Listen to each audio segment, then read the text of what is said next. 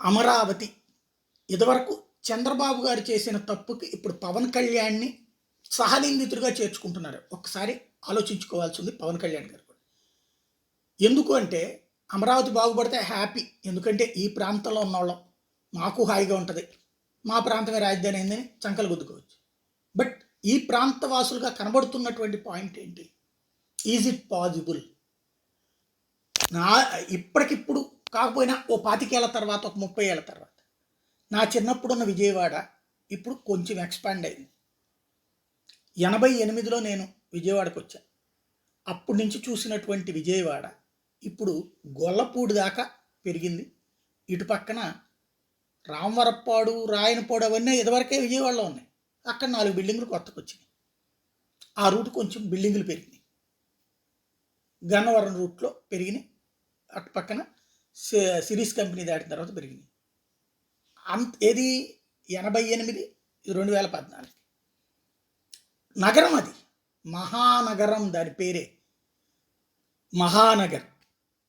గుంటూరు ఒకప్పుడు పాత గుంటూరు, ఆ తర్వాతన ఏసీ కాలేజ్ దాకా ఉండేటువంటి ఊరు, ఎందుకంటే అక్కడ కూడా చదువుకున్నాను కాబట్టి. ఇప్పుడు గోరంట్ల దాకా వెళ్ళింది. కొంచెం ఇంకా వెంచర్లు ఆ పక్కన లాం దాకా వేస్తున్నారు.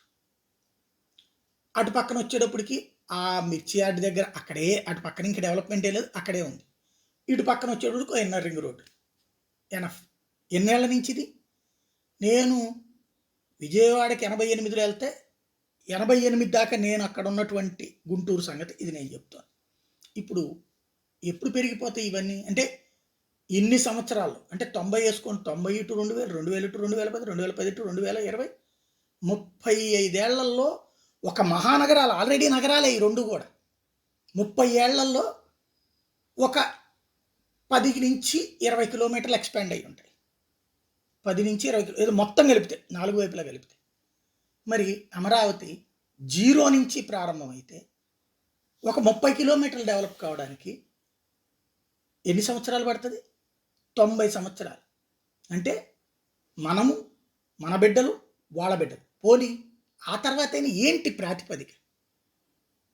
ఏ రూట్లో నుంచి మన బిడ్డల్ని అమెరికా పంపిద్దాం, కెనడా పంపిద్దాం, బెంగళూరు పంపిద్దాం, చెన్నై పంపిద్దాం, హైదరాబాద్ పంపిద్దాం, ముంబై పంపిద్దాం అనుకుంటున్న దశ నుండి, లేదు అమరావతి పంపిద్దాం, అనకాపల్లి పంపిద్దాం, వరంగల్ పంపిద్దాం, లేకపోతే ఆదిలాబాద్ పంపిద్దాం అనేటువంటి స్థాయికి మనం ఎదగాల, మన ఆలోచనలు ఎదగాల, లేకపోతే ఆ ఊరు అంతకు ఎదుగుతుందా? ప్రాక్టికల్గా ఒక వరంగలే చూద్దాం, ఒక ఆదిలాబాదే చూద్దాం, ఒక నిజామాబాదే చూద్దాం, ఒక తెనాలే చూద్దాం. వీటి ఎక్స్పాన్షన్ దశ ఏంటి? అంతకంటే ఇక్కడ ఎక్కువ ఇన్వెస్ట్మెంట్స్ పెడితే వచ్చేటటువంటి ఎలా సాధ్యం? ప్రజల్ని, అమరావతి రైతులకి సంబంధించిన సమస్య పరిష్కరించి తీరాలి. ఇట్ షుడ్ బి, ఒప్పుకుంటా. బట్ ఆ సమస్య కోసం ఈ రాష్ట్రాన్ని దశాబ్దాల తరబడి వేచి చూస్తూనే ఉన్నాం. లేదా ఒక త్రివేంద్రం లాగా, అంటే కేరళలో పెద్ద గుర్తింపు రాజధాని ఏం లేదు, ఛత్తీస్గఢ్లో పెద్ద గుర్తింపు రాజధాని ఏం లేదు, అలాగే బతుకుదామా? చుట్టూ ఉన్నటువంటి బెంగళూరు, చెన్నై, హైదరాబాద్తో పోల్చుతా ఇక్కడికి వచ్చేటప్పటికి తెనాలిను, మంగళగిరి స్థాయి రాజధానితో బతికేద్దామా? ఆలోచించాల్సిన సందర్భం.